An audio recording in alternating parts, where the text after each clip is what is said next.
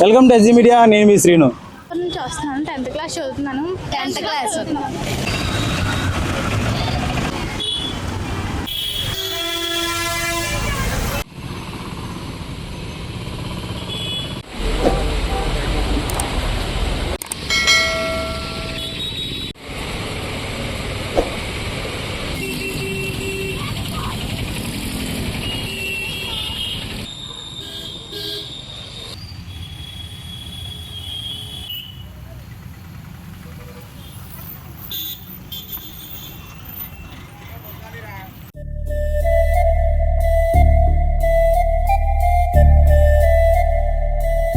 అనకాపల్లి జిల్లా పెందుర్తి నియోజకవర్గం పరవాడ మండలం సబ్స్టేషన్ జంక్షన్లో మనం ఉన్నాం.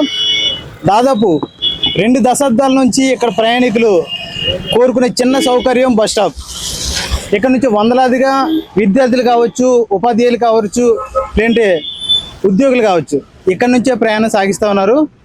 ఇక్కడ చుట్టూ స్కూల్ కావచ్చు, లేదంటే government hospital, police station, MRO office సైతం ఇక్కడ దగ్గరలో ఉన్నాయి. ఇక్కడ బస్ స్టాప్కి అయితే నోచుకోలేని పరిస్థితి ఉంది.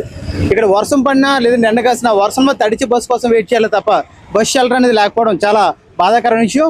ఇక్కడ నుంచి ఫార్మాసిటీ కావచ్చు, లేదంటే ఎన్టీపీసీ కావచ్చు, సరౌండింగ్లో 3-4 కిలోమీటర్లోనే ఉన్నప్పటికీ ఏ కంపెనీ నుంచి సిఎస్ఆర్ నిధులు కానీ లేదంటే ఎటువంటి స్వచ్ఛంద సంస్థలు కానీ ఇక్కడ రాకపోవడం బాధాకరమైన విషయం. ఇప్పుడు మనతో పాటు సిఐటియు జిల్లా ఉపాధ్యక్షులు ఉన్నారు. ఆయన అడిగి తెలుసుకునే ప్రయత్నం చేద్దాం. సార్ చెప్పండి సార్, ఇప్పుడు 20 సంవత్సరాల నుంచి ఇక్కడ చూస్తే బస్ స్టాప్ లేదు. స్టూడెంట్స్ కానీ లేదంటేనేమో ఉద్యోగులు కానీ ఇక్కడ నుంచి వర్షం పడిన ఎండ కాసినా అలా తడుచుకొని వెళ్లాల్సిన పరిస్థితి ఉంది. దీన్ని ఏ విధంగా చూద్దాం? ఇక్కడే సిఎస్ఆర్ నిధులతో ఒక రకంగా అవసరం లేని ప్రాంతంలో ఎంఆర్ఆఫ్ జంక్షన్ లో బస్ స్టాప్ కట్టారు. అది కూడా ప్లాన్ పద్ధతి లేకుండా అది బస్ స్టాప్ జనం అందరూ నిలబడి బస్సు ఎక్కడానికి ఆస్కారం లేకుండా అక్కడ బస్ స్టాప్ నిర్మాణం చేస్తుంది. అంటే ఒక ప్లాన్ గా సిఎస్ఆర్ నిధుల్ని ఖర్చు చేస్తుంటే ప్రజలకు ఉపయోగకరంగా ఉంటాయి. ఆ రకంగా సబ్ స్టేషన్ ప్రాంతంలో వందలాది మంది ప్రతిరోజు విద్యార్థులు ఇది మర్రి చెట్టే దిక్కవుతున్నటువంటి పరిస్థితి, చెట్టు కింద ఉన్నటువంటి పరిస్థితి తప్ప విద్యార్థులకు కానీ ఇక్కడ ఫార్మాసిటీకి వెళ్తున్నటువంటి ఉద్యోగులు, ఎన్టీపీసీకి వెళ్తున్నటువంటి ఉద్యోగులు, అలాగే బ్రాండెక్స్ అచ్యుతాపురం సెజ్కి వెళ్ళే కార్మికులు ప్రధానంగా ఇక్కడ భారీ ఎత్తున ఉంటూ ఉంటారు. కానీ వీళ్ళందరికీ కూడా ఎండ వచ్చినా వర్షం వచ్చినా సరే ఆ చెట్టే దిక్కైనటువంటి పరిస్థితి. ఇక్కడ పాఠశాలకి, అలాగే కాలేజీ, హాస్పిటల్, ఈ పోలీస్ స్టేషన్, ఇక్కడ పెద్ద గృహ సముదాయం కలిగినటువంటి ప్రాంతం. ఇటు టిట్కో కానీ, జేఎన్ఆర్ఎం కాలనీ కానీ, ఇటు పరవాడ మండల కేంద్రం కానీ, ఇది సబ్ స్టేషన్ కేంద్రంలో మండల హెడ్ క్వార్టర్. ఇట్లాంటి కేంద్రంలో, ఇట్లాంటి ప్రదేశంలో సబ్ స్టేషన్ ప్రాంతంలో గతంలో అధికార యంత్రాంగం మొత్తం వచ్చి ఊర్లో ఉన్నటువంటి యువకులందరూ ఫిర్యాదు చేస్తే అంచనాలు వేశారు. కానీ అంచనాలు వేసి వెళ్ళిపోయినటువంటి అధికారులు తర్వాత చేతులు దులుపుకున్నారా?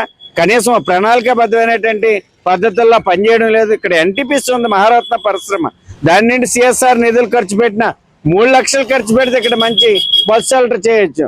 ఇక్కడ ఫార్మా పరిశ్రమలు ఉన్నాయి, కనీసం 2.5-2 లక్షలు 3 లక్షల రూపాయలు వెచ్చించి ఇక్కడ బస్ షెల్టర్ నిర్వహించలేరా? బస్ షెల్టర్ సక్రమైనటువంటి బస్ షెల్టర్ ఇక్కడ పెడితే ప్రజలందరికీ సౌకర్యార్థంగా, ప్రజలకి ఉపయోగకరంగా ఉంటుంది. బస్సులకి వెళ్ళేటువంటి ప్రయాణికులు ఇబ్బందులు పడుతూ ఉన్నారు, చాలా ఇబ్బంది పడుతున్నటువంటి పరిస్థితి. ఒకవేళ ఎండ బాగా భారీ ఎత్తున ఎండ కాస్తే ఆ పక్కకి ఎక్కడికైనా వెళ్ళి నిలబడితే ఆ లోపు బస్సు పోయినటువంటి పరిస్థితి. అందుకని బస్సు సౌకర్యం కల్పించడంతో పాటు అక్కడ ఉన్నటువంటి ప్రజలకి అన్ని రకాలుగా సౌకర్యాలు, టాయిలెట్తో కూడినటువంటి బస్ స్టాప్ కట్టవచ్చు. ఇక్కడ కనీసం పరవాడలో ఆర్టీసీ సంబంధించిన బస్ స్టాప్ కట్టండి. ఆ బస్ స్టాప్ నిరుపయోగం.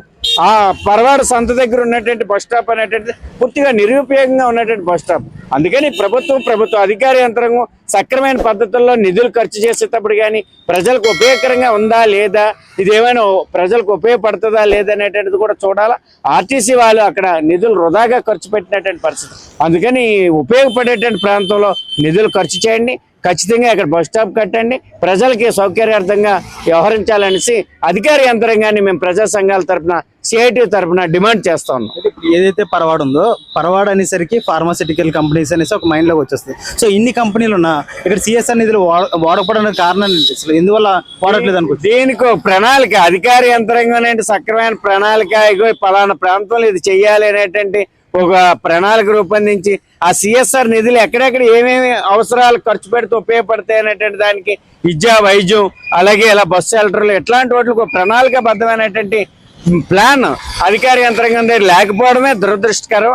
అందువల్ల ఈ పనులు అవడం లేదు. అది వాళ్ళు ఎలా అధికార యంత్రాంగం ఉంటే మరోవైపు ప్రజాప్రతినిధులైనా దీని మీద దృష్టి పెడుతున్నారా?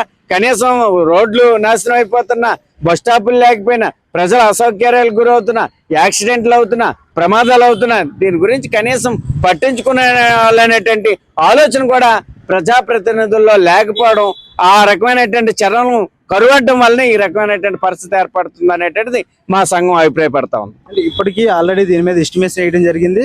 ఆల్రెడీ ఎండిఓ గారు వచ్చి చూడడం ఇవన్నీ జరిగాయి. అయినప్పటికీ పని పరంగా ఏం జరగట్లేదు. ఎందువల్ల ఏంటో అధికారులు ఎస్టిమేషన్ వేస్తే సరిపోదుగా, దానికి నిధులు రప్పించాలి.